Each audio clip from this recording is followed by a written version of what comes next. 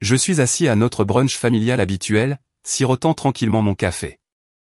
Ma sœur Sierra ne peut pas résister au projecteur. Elle se lance dans une histoire sur son fabuleux travail dans un cabinet comptable ou du moins, elle l'avait. Puis elle me regarde. C'est fou comme Naomi n'a toujours pas de vrai travail, dit-elle, mi-riante, mi-sérieuse. Mon cœur fait une petite embardée, mais je garde mon visage calme. Maman la gronde, Sierra, arrête. Tu sais que ce n'est pas justifié. Sierra hausse les épaules, ramenant la conversation à elle-même. Elle a toujours été comme ça, audacieuse, charmante, fière. Je reste silencieux comme d'habitude. Papa essaie de changer de sujet, mais le sourire narquois de Sierra persiste. Je sens les mains de maman serrer les miennes sous la table. Je me force à sourire. Personne ne connaît mon véritable travail, à l'exception de quelques amis proches. J'ai choisi l'anonymat parce que l'attention ne m'a jamais semblé confortable. Sierra continue de parler, décrivant sa recherche d'emploi. Elle insiste sur le fait qu'elle trouvera bientôt quelque chose de grand.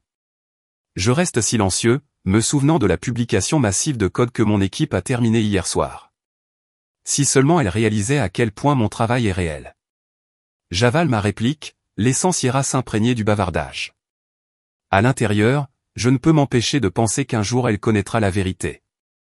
Je n'ai pas toujours été aussi silencieux. Quand j'étais enfant, j'exprimais des idées, mais la voix de Sierra résonnait plus fort dans chaque pièce.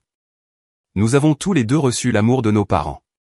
Maman a applaudi le récital de danse de Sierra. Papa me félicitait chaque fois que je l'aidais à réparer son ancien ordinateur. Pourtant, Sierra est devenue la star. Plus grande personnalité, plus grande présence. Je la regardais depuis les coulisses pendant qu'elle occupait le devant de la scène. Elle affichait ce sourire éclatant, collectant les trophées et l'attention pendant que j'étais assis les jambes croisées dans le public avec mes magazines scientifiques. Ce n'était pas exactement de la jalousie, mais plutôt de l'acceptation. J'ai compris très tôt que j'aimais construire des choses en arrière-plan. Elle aimait être sur le devant de la scène. Mais maintenant, à 31 ans, je vois comment cette dynamique m'a façonné. J'ai appris à écouter au lieu de me vanter. J'ai appris à coder tranquillement, à consacrer mon énergie aux solutions et non aux gros titres. Sierra me voit comme la même vieille petite sœur silencieuse qui n'a jamais été à la hauteur de ses projecteurs. Et c'est très bien, la plupart du temps. Pourtant, je me souviens que papa avait dit un jour, « Naomi, tu es notre calme dans la tempête. » À l'époque, je n'avais pas réalisé à quel point c'était important. Maintenant, chaque fois que Sierra me rabaisse, je rejoue ses paroles. Je préfère être calme que bruyant. Mais calme ne veut pas dire impuissant. Ce soir, je suis dans notre petit espace de travail du centre-ville, penché sur mon clavier. Le code est presque parfait. Encore quelques lignes à déboguer. En face de moi, Nathan sirote sa boisson énergisante, les yeux rivés sur son propre écran. Il est le visage, je suis le cerveau. C'est ainsi que nous l'avons toujours divisé. Au début, ce n'était qu'un rêve, un moteur d'IA capable d'apprendre et de s'adapter pour l'analyse de données en temps réel. Nous l'avons appelé Nova. Aujourd'hui, Nova est le cœur de notre entreprise de 100 millions de dollars. C'est surréaliste, même pour moi. Nathan me lance un sourire. Naomi, tu es imparable ce soir. Encore une poussée. J'acquiesce en fléchissant mes doigts raides. Mon code brille sur l'écran sombre. Quelques frappes et le système se compile sans problème. Nous fermons la dernière ligne. C'est ça, dis-je. Déploiement dans témoin 1 heure. Il lève le poing en signe de victoire et je le frappe doucement avec le mien. Nous l'avons refait. Encore une mise à jour massive. L'épine dorsale des nouvelles applications que les clients du secteur financier, de la santé et même du gouvernement utiliseront bientôt. Mais personne en dehors de cette salle ne sait que je suis derrière tout ça, par choix. J'ai toujours gardé mon nom hors du site officiel. Les gens supposent que c'est uniquement Nathan. Je préfère ça comme ça pour l'instant. Le lendemain matin, mon téléphone vibre avec un SMS de maman. Sierra a été licenciée. Elle ne dit pas grand-chose d'autre. J'imagine Sierra pleurer dans sa chambre, furieuse que son cabinet comptable ait réduit ses coûts. Mes émotions sont mitigées. Sierra et moi ne sommes peut-être pas d'accord, mais je déteste la voir souffrir. Dans l'après-midi, j'ai entendu dire qu'elle postulait déjà partout. Puis je repère le message d'un recruteur interne, nouveau poste comptable chez Novatech. Je partage un regard complice avec Nathan. Il acquiesce. Elle est douée en finance, n'est-ce pas? Je réponds simplement, oui, elle l'est. Le recruteur lui propose un entretien. Elle s'en sort bien et décroche le poste. Quand Sierra entre dans notre toute nouvelle tour de bureau, elle ne sait pas que c'est la moitié de moi. Elle est impressionnée par les salons modernes, les stations de café gastronomiques et l'immense vue panoramique sur la ville. Ses yeux s'illuminent comme si c'était un pays des merveilles sur lequel elle est tombée. Elle a dit que son poste relève directement du directeur financier, mais elle n'a aucune idée que Nathan et moi approuvons les budgets finaux. Ironiquement, elle est sur le point de gérer les comptes que j'ai contribué à sécuriser. Je regarde de loin, le cœur battant un peu. Elle entre dans mon monde et elle n'en a aucune idée. Mes parents représentent tout pour moi. Ils m'ont donné un amour inconditionnel et une compréhension tranquille depuis que je suis petite. Alors, je décide de faire quelque chose de plus, quelque chose qui pourrait rendre leur vie un peu plus douce. J'ai créé un fonds de remerciement au nom d'un cousin fictif qui a déménagé à l'étranger il y a des années. J'ai rédigé une lettre chaleureuse les félicitant pour leur gentillesse au fil des années, expliquant à quel point leur générosité a changé ma vie. C'est peut-être exagéré, mais c'est vrai dans l'esprit. Maman et papa ont toujours accueilli tout le monde à cœur ouvert. Je dépose 20 000 $ chaque mois. Oui, c'est une grosse somme, mais c'est aussi une fraction de ce que je gagne actuellement, et je ne vois pas deux personnes qui la méritent davantage. Lorsque je visite le week-end, papa me montre des produits d'épicerie frais qu'il a achetés pour les donner à la banque alimentaire locale. Maman rayonne et me raconte comment elle et son voisin ont utilisé cet argent pour créer un jardin communautaire. Ils ne savent pas que l'argent vient de moi. Et je le veux ainsi. Ils sont si heureux, si reconnaissants. Mon cœur se réchauffe chaque fois que je les vois s'épanouir pendant leur retraite, en faisant preuve de gentillesse. Tous les jeudis, je passe discrètement au service financier pour signer certaines approbations. Je m'en tiens aux couloirs les plus calmes pour que personne ne fasse le lien. Sierra, qui travaille dans son bureau, ne me voit jamais. Pendant ce temps, la nouvelle se répand que Nathan est célibataire. L'intérêt de Sierra est évident. Elle murmure à ses collègues pendant les pauses café, à la recherche de détails. Il parle de lui, de son style de leadership, de son charme. Ensuite, il mentionne qu'il n'est pas le seul fondateur. Apparemment, il y en a une autre, mais personne ne l'a jamais vue. Cela intrigue Sierra. Elle ne peut résister à un mystère. Elle plaisante avec ses coéquipiers. Peut-être que l'autre fondateur est un fantôme. Il rit. Elle ne réalise pas que le fantôme, c'est moi. Parfois, j'entends ses remarques désinvoltes. Mais Nathan est la vraie star. Elle se méfie de toute rumeur sur sa vie personnelle. Les gens nourrissent ses aperçus. Il est connu pour être un bourreau de travail. Il est très proche du cofondateur invisible et il n'est jamais sorti avec quelqu'un du bureau. Je souris en entendant ces informations de seconde main. Sierra imagine un partenaire glamour ou un meilleur ami. Si seulement elle savait que c'était moi qui travaillais tard le soir avec lui, construisant des lignes de code qui façonnent des industries entières. Je suis là, caché à la vue de tous. Je me glisse dans le bureau de Nathan après les heures normales pour finaliser une nouvelle mise à jour de l'application. Nous examinons les journaux système, corrigeons de minuscules bugs, puis partageons un soupir de soulagement. Le déploiement est dans les délais. Alors que j'entre dans le couloir, j'aperçois soudain Sierra. Elle est figée et me regarde comme si je venais de briser sa bulle personnelle. Je ne peux pas dire si elle est plus choquée ou méfiante. Elle laisse échapper, « Qu'est-ce que tu fais ici ?» Son ton est direct, presque accusateur. Ça pique un peu, mais je réponds doucement, je rends juste visite à Nathan. Avant que je puisse expliquer davantage, elle se moque. Bien, je suis sûr que tu es là pour, je ne sais pas, flirter ou quelque chose comme ça. Je cligne des yeux, abasourdi. Elle pense que je cours après Nathan pour son succès ou son attention. Hypothèse typique. Dans ma tête, j'aurais envie de dire, je possède littéralement la moitié de cette entreprise, mais je ne le fais pas. J'offre juste un sourire aux lèvres serrées. Nathan crie, Naomi, prête à vérifier le code final.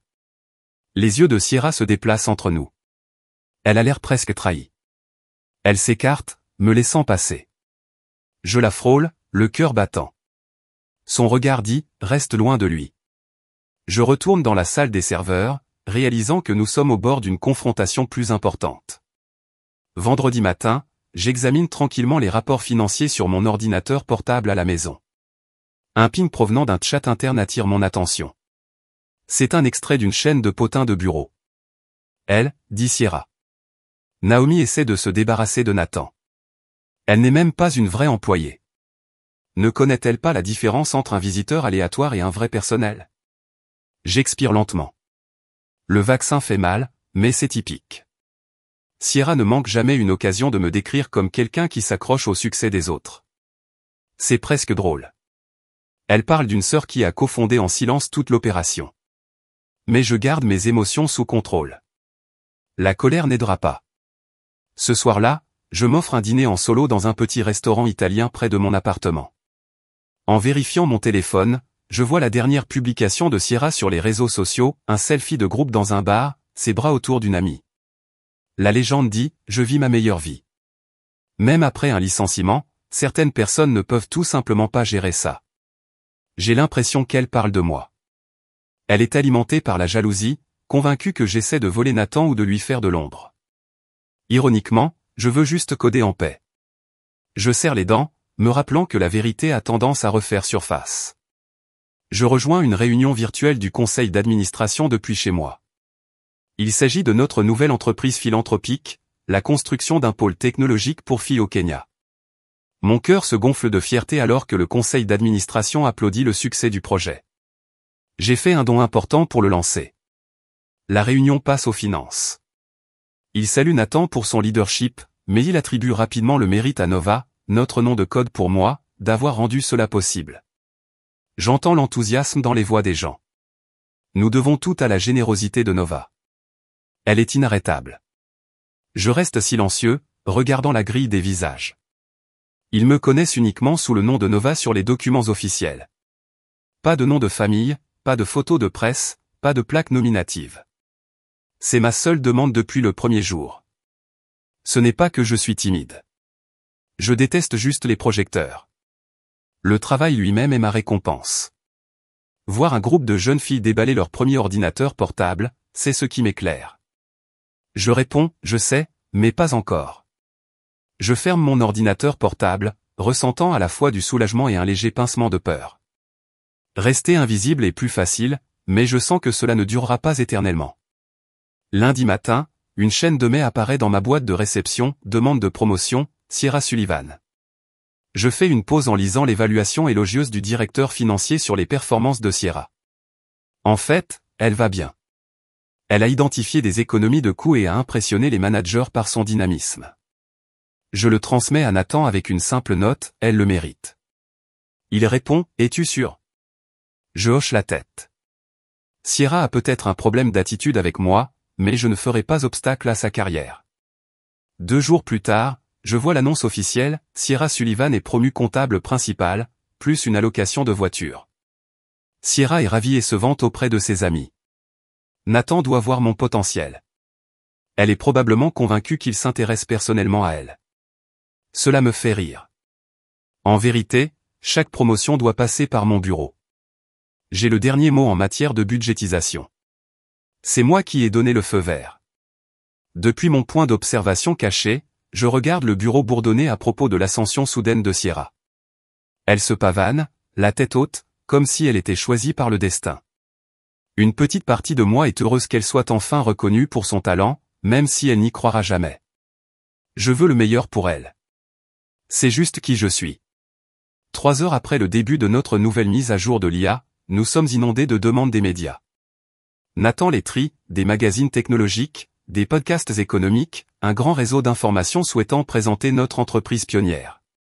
Une demande se démarque, un journaliste insiste pour rencontrer Nova, la rumeur du génie féminin des coulisses. Nathan le signale. Ils veulent une exclusivité avec toi. Je regarde l'email. Ma peau me picote. Je déteste les interviews. Même à l'université, je grinçais des dents lors des présentations de groupe. Les projecteurs me donnaient envie de disparaître.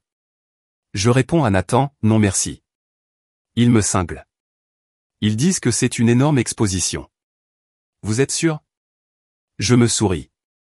Les gens pensent que la publicité est primordiale, mais j'ai vu à quel point l'attention du public peut être inconstante.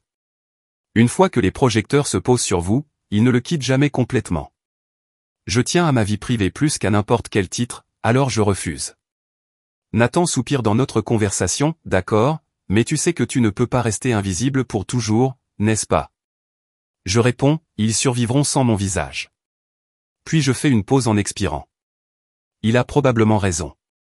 Un jour, le monde le saura, mais je ne suis pas prêt à échanger mon silence contre ce genre de regard. Pas encore.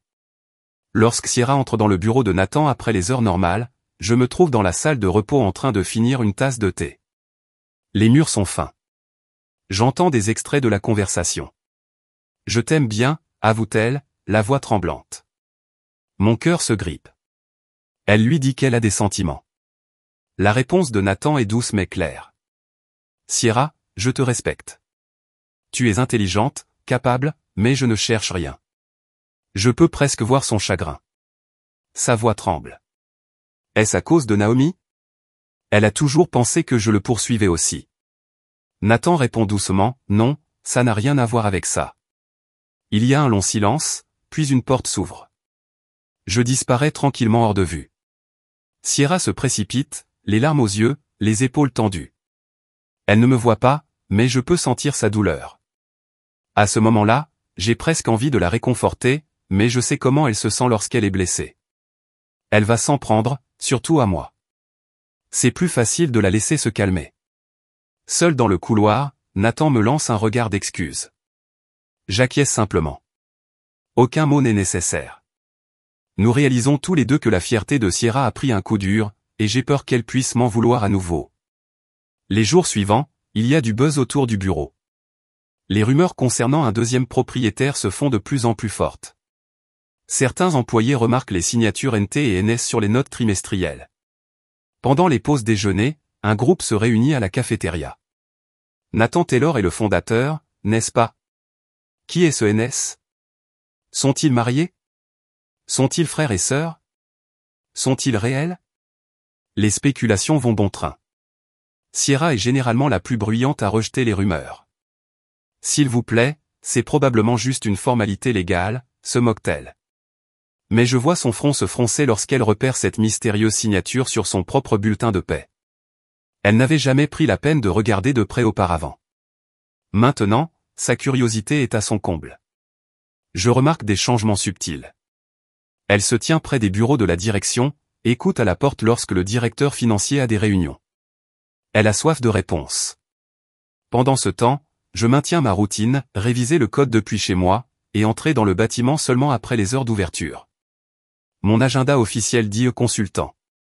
Tout le monde pense que je ne suis qu'un vendeur de technologie, mais la rumeur tourne. Je sens la tension monter comme un pont fragile. Bientôt, quelqu'un va relier les points. Et quand ils le feront, Sierra sera à l'épicentre du choc. En fin d'après-midi, Sierra est assise à son bureau pour finaliser ses relevés de fin de mois. Un collègue se plaint d'un nouveau problème de paie. Sierra se connecte au système pour vérifier les entrées de données. C'est alors qu'elle le repère. Signature numérique du fondateur, défilée dans un coin. Il lit Naomi Sullivan. Un ami des RH m'a dit que Sierra était pratiquement figée. Elle a dû regarder l'écran pendant des heures. Puis elle a examiné la signature sur son propre bulletin de salaire. Le voilà encore, Naomi Sullivan. Son visage est apparemment devenu pâle. Elle murmura, ça ne peut pas être vrai. Est-ce un problème? C'est le nom de ma sœur. Les gens autour d'elle haussaient les épaules. Ils me connaissent à peine. Sierra se lève si vite que sa chaise bascule. Elle essaie d'agir calmement, mais tout le monde sent son malaise. Elle marmonne quelque chose à propos de la vérification de documents, mais sa voix tremble. J'imagine son esprit s'emballer. Naomi, la sœur tranquille sans véritable travail, celle qui est toujours en retrait. Le même qui, d'une manière ou d'une autre, signe des mémos d'entreprise valant des millions de dollars. C'est le moment dont je savais qu'il viendrait. Elle commence à tout reconstituer. Ma signature est bien en vue. Et maintenant, c'est une bombe à retardement. Sierra se retire dans une salle de conférence, les yeux rivés sur son ordinateur portable. Elle plonge dans les archives internes, recherchant chaque mention de Naomi Sullivan et recoupant l'historique de l'entreprise. Ses mains tremblent sur le clavier. Peur, confusion, peut-être même excitation. Elle découvre d'anciens documents de constitution. Mon nom est là, juste à côté de celui de Nathan. Les pages montrent que je détiens 50% des parts. J'imagine le tourbillon de souvenirs envahissant son esprit. Moi qui sors du bureau de Nathan.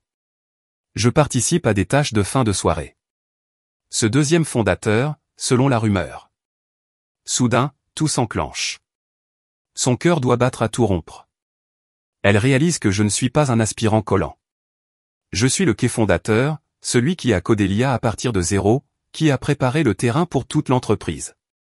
Elle découvre d'autres preuves, des ébauches de projets datant de 5 ans et portant mon nom. Chaîne de mai faisant référence au code de Naomi. Accord juridique avec nos 2 signatures. Je peux voir la tempête se former dans ses yeux. Elle était si sûre de son récit que je n'avais rien pour moi. Aujourd'hui, les faits brisent cette illusion. Au moment où elle ferme son ordinateur portable, Sierra comprend la vérité. Je suis le mystérieux cofondateur dont elle entend parler. La sœur qu'elle traitait de personne n'est que la moitié du cerveau derrière tout cela. J'entre dans la salle de conférence à la demande de Nathan. Le conseil d'administration prévoit un grand gala des fondateurs, pour célébrer notre dernière étape importante dans l'application. Ils veulent que les 2 fondateurs soient au premier plan. Nathan insiste, Naomi, il est temps. Mon estomac se retourne. Les événements publics me font flipper. Caméra, applaudissements, bavardage. C'est écrasant. Pourtant, je sais que notre personnel doit voir que j'existe. Le conseil d'administration doit montrer au monde que nous ne sommes pas un one-man show. Alors, je dis oui à contre-cœur, juste pour cette fois. Après le rendez-vous, je m'attarde pour finaliser les détails avec Nathan. Je remarque que le nom de Sierra figure sur la liste des bénévoles du comité des finances du gala. Cela signifie qu'elle sera là, de près, me regardant monter sur scène. Une partie de moi veut disparaître. Une autre partie pense qu'elle a peut-être besoin de voir ça. Il y a une tension indéniable qui monte. Elle a découvert mon secret. Nous n'avons pas parlé. Va-t-elle me confronter publiquement, essayer de me saboter ou simplement cacher la vérité? Nathan voit mon regard anxieux. Il me tapote l'épaule. Tout ira bien, dit-il doucement. J'acquiesce, avec un demi-sourire. Le compte à rebours pour le gala a commencé. Mon existence tranquille est sur le point de devenir très publique, avec ma sœur au premier rang. La nouvelle se répand comme une traînée de poudre. Sierra se précipite pour confirmer les détails. En parcourant l'internet de l'entreprise, elle trouve un fichier verrouillé, identité du cofondateur confidentiel. Malgré les avertissements, elle contourne la sécurité avec son autorisation financière. Et voilà, ma biographie complète depuis l'université jusqu'à aujourd'hui. Ses yeux parcourent ligne après ligne, Naomi Sullivan, première de sa promotion, spécialisée en machine learning, a cofondé Novatech avec Nathan Taylor. Elle lit, les dépôts de brevets sont des contrats majeurs. Chaque ligne prouve que je suis l'architecte discret de cet empire. Elle s'affale sur sa chaise, rejouant chaque fois qu'elle m'a insulté lors des réunions de famille. Chaque moquerie à propos de mon chômage. Le poids de son ignorance l'écrase. En même temps, elle est enragée. Pourquoi ne me l'a-t-elle pas dit? Elle fait les 100 pas, frappant du poing sur le bureau. Elle se sent peut-être trahie, humiliée, ou les deux. À ce moment-là, elle voit tout différemment, la maison de nos parents, mes sourires calmes, ma présence silencieuse au bureau. Rien de tout cela n'était de la paresse. C'était une humilité délibérée. Elle ne peut pas imaginer choisir de rester invisible tout en bâtissant une marque valant 100 millions de dollars. Elle se déconnecte, la poitrine haletante. La vérité éclate et il n'est pas possible de revenir en arrière. Sierra ne vient pas travailler le lendemain. On dit qu'elle a le mal du pays. Je soupçonne qu'elle est aux prises avec une tempête dans sa tête. J'essaie d'imaginer ce qu'elle ressent, abasourdie, trahie, embarrassée. Tout le temps, elle me traitait de personne. Les blagues à mes dépens, l'incrédulité que je puisse un jour égaler son succès. Aujourd'hui, la réalité est 100 fois plus grande. Je ne suis pas seulement employé. Je suis un magnate de la technologie, quelqu'un qui ne l'a jamais affiché. Je reviens à notre enfance. Sierra avait besoin d'une validation. Elle a prospéré grâce aux applaudissements et aux trophées. Elle considérait probablement mon calme comme une faiblesse, sans jamais deviner que ma valeur personnelle ne dépendait pas des éloges du public. Je me demande si elle me déteste maintenant, ou si elle se déteste parce qu'elle est aveugle. La vérité, c'est que je ne veux pas qu'elle se sente petite. Je n'ai jamais voulu un power trip ou un moment de vengeance. Je voulais juste que mon travail parle de lui-même. Pourtant, un nœud se forme dans mon ventre.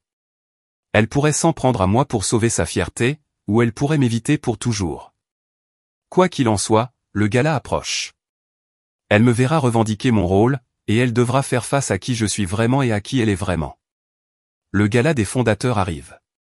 J'enfile une simple robe noire, élégante mais discrète. Mes nerfs sont à vif. J'ai l'habitude de coder des marathons, pas des événements glamour. Mais ce soir, le monde rencontre l'autre moitié de Novatech. Nathan me retrouve à l'entrée. Il porte un costume sur mesure et sourit largement. « Tu es superbe », dit-il. Je réussis à lui rendre un sourire timide. Le lieu scintille de lustre. Des journalistes techniques et des investisseurs influents se pressent à la réception. Les serveurs passent avec des boissons. Le groupe dans le coin joue doucement. Mon cœur bat la chamade. Je regarde autour de moi, à la recherche de Sierra. Elle se tient dans un coin, vêtue d'une robe bleu marine impeccable. Son expression est un tourbillon de choc et de nervosité. Elle me regarde comme si elle voyait un fantôme. Je monte sur scène à côté de Nathan. Alors que le présentateur nous présente, je vois le visage stupéfait de Sierra dans la foule. Les appareils photo clignotent partout. Mon nom résonne dans les haut-parleurs, Naomi Sullivan, le génie discret derrière notre IA révolutionnaire. Les applaudissements tonnent. Mes joues me brûlent. Je sens les yeux de Sierra fixés sur moi. Elle réalise qu'il n'y a aucun moyen d'échapper à la vérité ce soir. Et je sors enfin de l'ombre. Nathan tapote doucement son verre de champagne, attirant l'attention de la pièce. Mesdames et messieurs, merci de soutenir Novatech.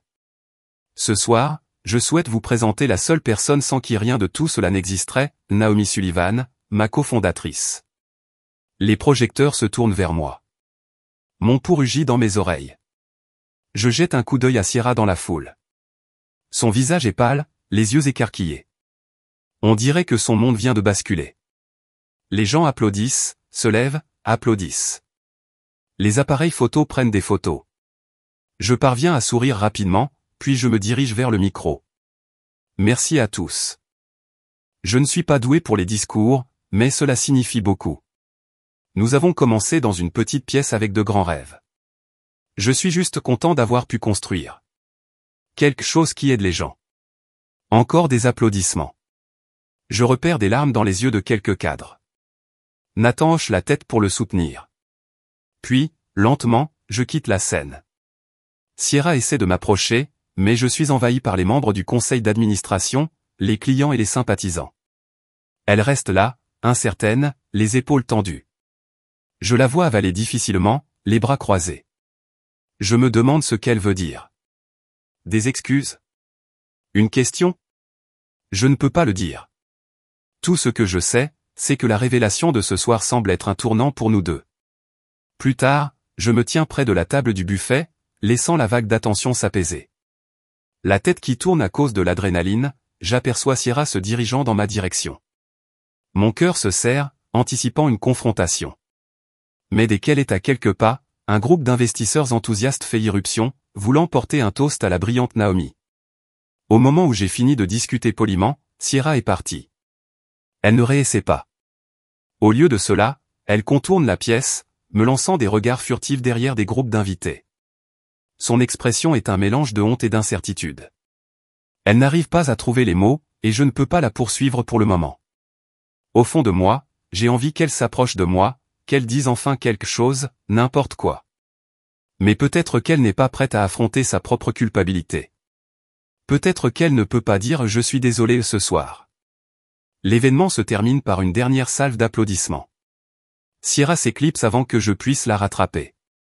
Je reste seul, regardant les confettis dorés tomber, me sentant à la fois triomphant et étrangement creux. Je n'ai parlé à personne de nos tensions.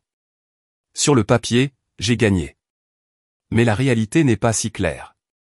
Ma propre sœur ne peut même pas me regarder dans les yeux et je ne suis pas sûr de ce que demain me réserve. Je rentre à la maison après minuit, je me débarrasse de mes talons et je m'habille avec un soupir las. Mon téléphone vibre de SMS après SMS pour me féliciter, mais il n'y a rien de Sierra. Au lit, je regarde le plafond en me souvenant des yeux blessés de Sierra. Durant toutes ces années, elle a dominé les conversations, s'est vantée de sa vie et a ridiculisé mon manque de direction. J'ai toujours été l'ombre. Maintenant, elle connaît la vérité, et c'est énorme.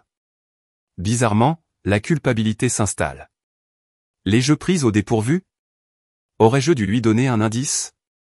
Mais non, j'avais des raisons de respecter ma vie privée. Nous ne sommes pas obligés de diffuser nos succès.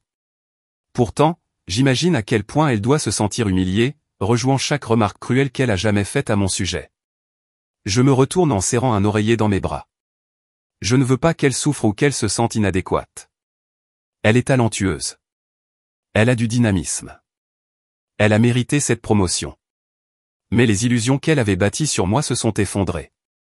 C'est beaucoup à gérer. J'éteins la lampe, me demandant quel genre de relation nous aurons demain, le cas échéant. D'une manière ou d'une autre, je veux apaiser sa honte, mais aussi, une petite voix dit qu'elle s'est fait ça. Le sommeil arrive lentement, alourdi par l'incertitude. Le matin arrive avec une demande de colis surprenante. Je me rends au bureau, me glisse dans une pièce d'angle et prépare un petit cadeau pour Sierra. Ce n'est pas sophistiqué, juste un cahier à couverture rigide et une note manuscrite sur du simple papier à lettres. Sierra, merci pour votre travail acharné. Vous êtes vraiment bon dans ce que vous faites et je suis fier que vous soyez avec nous. Noémie.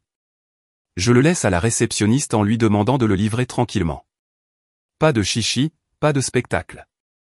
J'imagine Sierra ouvrant la boîte et voyant mon écriture soignée. Peut-être qu'elle se moquera, ou peut-être qu'elle se sentira soulagée. Je n'ai pas besoin qu'elle rampe. Je veux juste qu'elle sache qu'il n'y a aucune hostilité de ma part. Plus tard, j'interroge le directeur financier sur les performances de Sierra. Il est impressionné. Elle est tenace, gère bien les budgets. Cela confirme ce que je savais. Elle a de vraies compétences. Elle n'est pas seulement une bavarde. À midi, j'ai entendu dire qu'elle avait reçu la boîte. Aucune réponse de sa part. Pas de SMS, pas de mail, mais ce n'est pas grave. J'expire, sentant un petit poids soulevé. C'est ma sœur et je m'en soucie. Si un simple message peut ouvrir une porte, je suis prêt à essayer. Au cours des prochaines semaines, des changements subtils se répercuteront sur le bureau. Sierra n'est pas aussi bruyante. Les coups amers disparaissent. Elle ne lâche plus de remarques sarcastiques à mon égard. C'est comme si elle perdait une vieille peau. Elle a même assumé des tâches supplémentaires, proposant d'aider les nouvelles recrues à naviguer dans le logiciel financier. J'entends qu'elle a discrètement mentionné à un collègue, les idées philanthropiques de Naomi sont en fait assez inspirantes. Lorsqu'on l'interroge sur les efforts caritatifs de l'entreprise, c'est un changement à 180 degrés. Elle suggère un nouveau partenaire caritatif pour notre programme RCE, axé sur l'enseignement technologique aux enfants défavorisés. Je le reconnais comme ma cause préférée. Elle essaie de me rencontrer à mi-chemin. Pendant ce temps, je reste en retrait, la laissant faire ses preuves selon ses propres conditions. Elle ne poursuit plus Nathan. Elle se concentre davantage sur son travail, moins sur les potins du bureau. Nous n'avons toujours pas parlé face à face de la grande révélation, mais chaque geste qu'elle fait ressemble à des excuses tacites. Je la vois résolue à être meilleure, à dépasser sa jalousie. Pour la première fois depuis des années, je sens la possibilité qu'un véritable lien se développe entre nous, et j'espère qu'il n'est pas trop tard pour cela. Un mois plus tard, je termine la mise à jour finale du code dans mon bureau tranquille à domicile. En vérifiant le tableau de bord des œuvres caritatives, je vois de nouveaux dons affluer de la part des employés. L'influence de Sierra, sans aucun doute. Je ne peux m'empêcher de sourire. Mon téléphone sonne. C'est maman et papa qui appellent juste pour discuter. J'entends leur rire, je sens leur chaleur. Ils n'ont toujours aucune idée du don mensuel des cousins, mais ils mentionnent qu'ils ont utilisé une plus grande partie de cet argent pour soutenir les familles locales. Mon cœur est plein. Nathan m'envoie un mème sur le codage de blagues, ce qui me fait rire aux éclats. Le silence de mon salon est calme et stable. Un brunch familial est prévu dimanche. Normalement, Sierra est l'étoile brillante, mais cette fois, lorsqu'une tante fait une remarque désinvolte sur mon silence, Sierra prend la parole. Avec un petit sourire déterminé, elle dit, en fait, Naomi est la personne la plus intelligente que je connaisse, et je ne serais pas là où je suis sans elle. Pas de grand discours, juste une douce déclaration de vérité. Je fais semblant de ne pas remarquer à quel point les yeux de mes parents brillent de fierté. Sierra croise mon regard. Nous partageons un signe de tête de compréhension. En fin de compte, je n'avais pas besoin de vengeance ou de grande confrontation. Juste la vérité tranquille et la laisser parler d'elle-même.